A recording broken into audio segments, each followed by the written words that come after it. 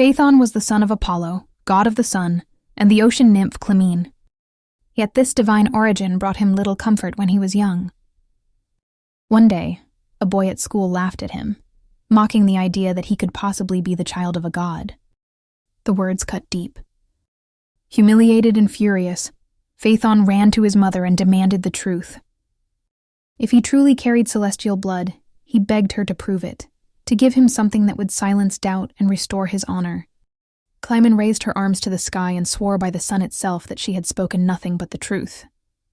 If she had lied, she prayed never to see the light again. She told her son that he did not need to rely on her words alone. The home of the sun lay not far from their lands, toward the rising east. If Phaethon wished, he could go there himself and ask Apollo to acknowledge him as his son. Filled with hope and pride, Phaethon set out on his journey, traveling east to the distant regions where dawn is born.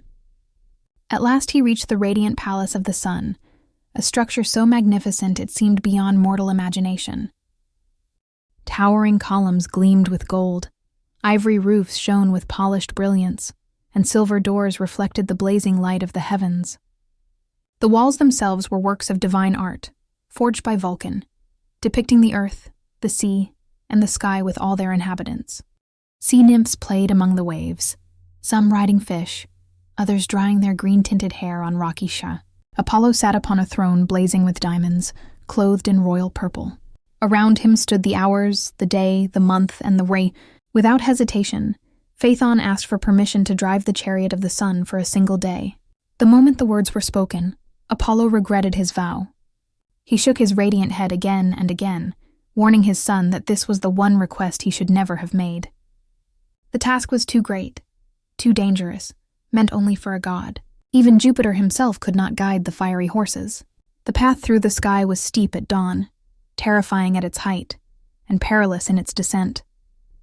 The heavens themselves were in constant motion, stars and constellations dragging everything along with them.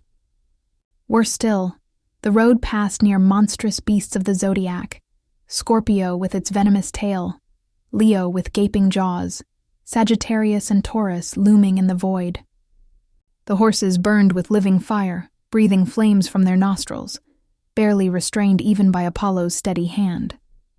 This was not honor, Apollo warned, but destruction. He begged his son to choose anything else the earth or sea saw, but Phaethon would not yield. Bound by his oath, Apollo at last led him to the chariot, forged entirely of gold by Vulcan himself. As dawn opened the purple gates of the east and scattered roses across the sky, the stars withdrew, and the morning star faded. The hours harnessed the immortal horses, and Apollo anointed his son's face with a powerful ointment so he might endure the heat. Placing the radiant crown upon Phaethon's head, Apollo gave final instructions, urging him to hold tight to the reins, to avoid flying too high or too low, to follow the middle path that preserves the balance of heaven and earth. With a heavy heart the young god leapt into the chariot, gripping the reins in delight as the horses surged forward. Almost at once they sensed the lighter weight behind them. Like a ship without ballast, the chariot swayed violently, veering from the familiar track. Phaethon panicked. He lacked both the strength and the skill to control the raging steeds. The great bear and the little bear burned beneath unfamiliar heat, and the serpent near the northern pole stirred with revived fury. When Phaethon looked down and saw the vast earth spinning far below, terror drained the color from his face. His knees shook, his vision blurred, and regret flooded his heart. He wished he had never known his origin, never touched the reins, never forced his father's hand. As the chariot raced onward, Phaethon lost all control.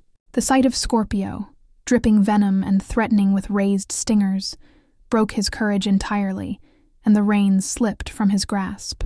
Unrestrained, the horses bolted through uncharted regions of the sky, plunging too low toward the earth. Mountains ignited, forests burned, rivers steamed and vanished. The fields dried and crops turned to ash. Ethiopia was scorched dark beneath the sun.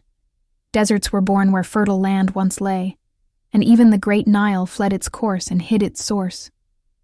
The seas evaporated, exposing the ocean floor, and fish sank to the deepest depths to escape the heat. Nymphs and sea gods hid in underwater caverns, while the world itself cracked open, allowing light to reach the depths of Tartarus. At last, the earth herself cried out to Jupiter, begging for mercy. If all creation perished, even the heavens would collapse back into chaos. Seeing that everything was on the brink of destruction, Jupiter rose and hurled a blazing thunderbolt at the chariot. The lightning struck Phaethon, tearing him from existence and from the sky. His body, aflame, fell like a shooting star, streaking across the heavens before plunging into the river Eridanus, where the waters finally cooled his burning form. The nymphs of the land raised a tomb beside the river, carving words that honored his tragic courage. His sisters, the Heliades, wept endlessly at the water's edge until they were transformed into poplar trees, their tears hardening into amber as they fell into the stream.